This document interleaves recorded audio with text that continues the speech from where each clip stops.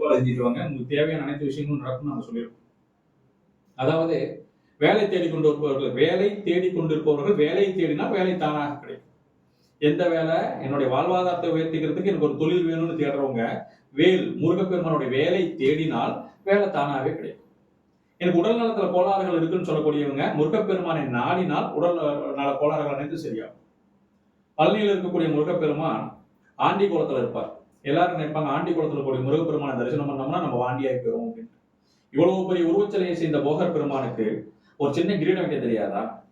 Aunty கோலத்தை முருகப்பெருமானை தரிசனம் செய்பவர்களுக்கு தீர்க்க முடியாத வியாதிகள் தீரும். அங்க கொடுக்கக்கூடிய அந்த விபூதியும், அங்க கொடுக்கக்கூடிய சந்தனமும், அங்க கொடுக்கக்கூடிய தீர்த்தமும் எல்லா விதமான வியாதியும் தீர்த்து கொடுக்கக்கூடிய முருகப்பெருமானை பரிபூர்ண அருளாசி கிடைக்கக்கூடிய ஒரு ஸ்தலம்னு சொல்ல போனீங்கன்னா பழனியும் சொல்லலாம்.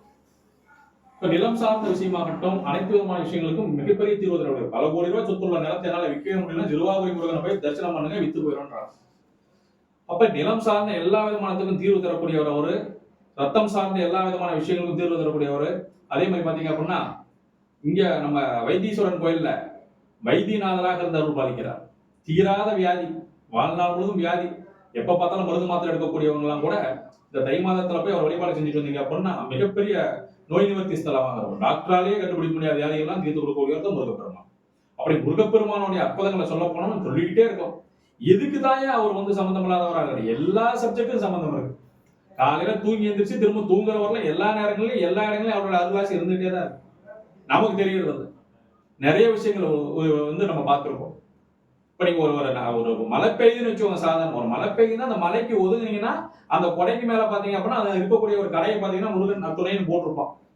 இல்ல நீங்க ஏதாவது அவசரத்துக்கு ஏதாவது இடத்துக்கு போறீங்க அப்படின்னா உங்களை வந்து ஏத்திட்டு போற வண்டி பாத்தீங்க அப்படின்னா முருகன் துணையோட இருக்கிற வண்டியா வரும். அப்படி ஒவ்வொரு நிகழ்வுகளிலுமே முருகப்பெருமானுடைய அருளாசி இருந்துட்டே தான் இருக்கான். அது மறைமுகமா இருக்கும். அதை உணரணும் அப்படின்னா அவனுடைய அருள் நமக்கு வேணும். ரொம்ப பெரிய பணக்காரனா இருந்தா கூட திருச்செந்தூர் முருகர் கோயில் இன்னும் போய் பார்க்க முடியாதவங்க நிறைய பேர் இருக்கிறார்.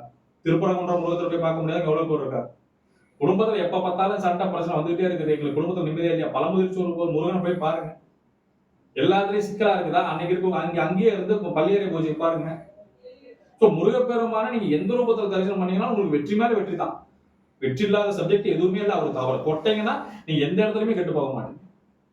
முருகாங்கிற ஒரு மந்திரம் போதும். அவ்வளவுதான். காலையில் தூங்கி இருந்துச்சு முருகான்னு சொல்லி பாருங்க, உங்களுடைய எல்லா உடம்புல இருக்கிற எல்லா ஹார்மோன்ஸும் சூப்பரா வேலை செய்யும். இப்ப முருகன் என்று ஒரு அணுவும் அசையாதுங்கிறது உண்மைதான். எவ்வளவு பெரிய சூழ்ச்சிகளையும் முறியடிக்கக்கூடியவர் முருகப்பெருமான். எதிரிகள் என்னதான் பெரிய சூழ்ச்சிகள் பண்ணாலும் ஒரு நொடியில கண்டுபிடிச்சு முறியடிச்சுவார்.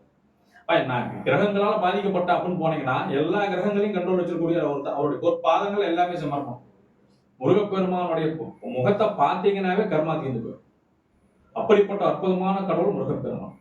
அப்ப முருகப்பெருமான தை மாதத்துல இந்த நல்ல முறையில வழிபாடு செஞ்சுக்கணும். அவருக்கு தேவையான எல்லா விதமான அபிஷேகங்களையும் பண்ணுங்க. மனம் புரிஞ்சுட்டாருன்னா முடிஞ்சு போச்சு. உங்க வாழ்க்கையில் உங்க வாழ்க்கை மட்டும் இல்ல, உங்களுடைய பரம்பரைக்கே எல்லா யோகத்தையும் கொடுக்கக்கூடியவரும். அப்படிப்பட்ட முருகப்பெருமான நம்ம அற்புதமான முறைகள், அதுவும் மல்லிகை மலர் சாத்தி வழிபாடு செஞ்சு ரொம்ப சந்தோஷப்படுவார். மல்லிகை மலர் சூடி முருகப்பெருமானை வழிபாடு செய்யணும். அதே மாதிரி நல்ல வாசனையான மலர்களால அலங்கரிச்சு நல்ல வாசனையான பொருள்களால வந்து அவர் வந்து ஜோடிச்சு நல்ல வாசனையான அத்தர் இந்த மாதிரி விஷயங்கள்லாம் பூசி முருகப்பெருமான் வழிபாட்டுக்கு நிகரான ஒரு விஷயமே. அதெல்லாம் செஞ்சு நல்ல சாம்பிராணி கற்பூர தூப தெய்வம் காட்டி வழிபாடு செஞ்சுட்டு வாங்க. நினைச்சு கூட பார்க்க முடியாத வெற்றி அள்ளி கொடுப்பாரு. இது என்ன காலமுறா செஞ்சுட்டு இருந்தா தான் அவங்க வெற்றி தருவார். அப்படி இல்லவே இல்லை. ஒரு தடவை செஞ்சுட்டீங்கன்னா போதும். அவருக்கு பாத்திரம் ஆயிட்டீங்க அப்படின்னா வாழ்நாள் முழு உங்களுக்கு அச்சய பாத்திரமா இருந்து எல்லாத்தையும் சப்போர்ட் பண்ணுவார். ஐயா எனக்கு காசு பிரச்சனையா இருக்குது முருகா அப்படின்னு சொன்னீங்கன்னா யாராவது ஒருத்தர் ஐயா உங்களை நான் பார்த்த ஒரு விஷயத்துக்காக வந்திருந்தேன், நீங்க செஞ்சு கொடுத்தீங்க, உடனே காசு கொடுத்துருவார். ஐயா உடம்புல கோளாறு இருக்குது முருகான்னு சொன்னீங்கன்னா எப்படிதான் சரியாச்சுன்னே தெரியாது, சரியாயிருக்கு. ஐயா ஒரு வண்டி வாகனங்கள்ல போறேன் எனக்கு தடுமாற்றமா இருக்குது அப்படின்னா முருகான்னு சொல்லி சொன்னீங்கன்னா உங்க ரூட்டே கிளியர். அவ்வளவு அற்புதமான கடவுள் முருகப்பெருமான். நீங்க அப்படி இல்லை அப்படின்னா இன்னைக்கு இருக்கக்கூடிய பிரபஞ்சத்தில் இருக்கக்கூடிய எல்லா விதமான விஷயங்களையும் கண்ட்ரோல் பண்ண முடியுமா? கர்மவினைகளை தீர்க்கிறதுக்கு மருந்துன்னு ஏதாவது ஒண்ணு உண்டா? முருகன் தான் மருந்து.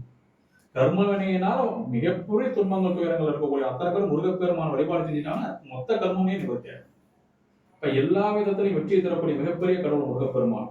அவர் எந்த ரூபத்தில் வழிபட்டீங்கன்னாலும் சரி, எந்த இடத்துல வந்து வழிபட்டீங்கன்னாலும் சரி.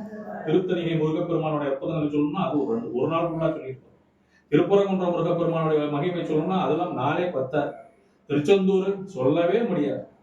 அது மாதிரி பழமுதிர்ச்சோலை நீங்க எங்க போனீங்கன்னா பழனிமலை முருகன், திருஆவினன்குடியில் இருக்கக்கூடிய மூலவரை பாத்தீங்க அப்படின்னா இவரா அப்படின்னு சொல்லுவீங்க.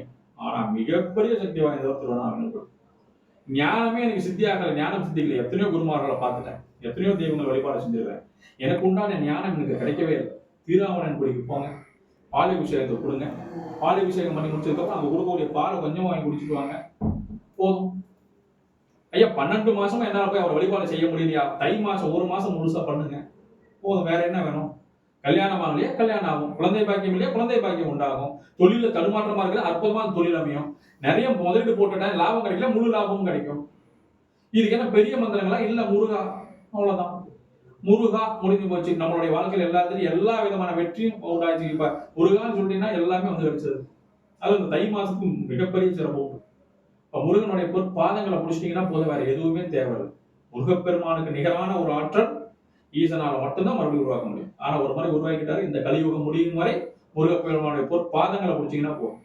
முருகான்னு சொல்லிட்டீங்கன்னா அவர் எங்கேயோ கொண்டு போய் நிறுத்திடுவார். ஐயா எனக்கு அடிப்படை அறிவே தெரியாது, நான் எதுவுமே தெரியாது, நான் சொல்றேன் நீ பாடியான்னு பாட வச்சார். நான் இருக்கிற நீ உனக்கான அங்கீகாரத்தை நான் தரேன் எல்லா இடங்கள்லயும். சின்ன குழந்தைங்க பாருங்க, முருகரோட வேஷம் போட்டு வந்தாங்கன்னா, அந்த சின்ன குழந்தைங்க முருகர் வேஷம் போட்டு கூட்டு ஒரு தடவை அவங்க அலங்காரம் பண்ணிட்டாங்க அப்படின்னா, அந்த குழந்தையோட ஞானமும் அறிவும் பார்த்து நீங்களே வியப்பில் வந்துருவீங்க. என்னைங்க சொல்லி கொடுத்தா ஒரு விஷயம் கூட புரிய மாட்டேங்குது அப்படின்னு சொல்றாங்கன்னா, திருவிழா காலங்கள் முருகப்பெருமானுடைய வேஷத்தை அந்த குழந்தைக்கு போட்டுட்டு பாருங்க. இப்ப இவன் இப்படி பேசுவான் நாங்க நினைச்சு கூட பாக்கலைங்க, அவ்வளவு அற்புதமா பேசுறான் அப்படின்னு.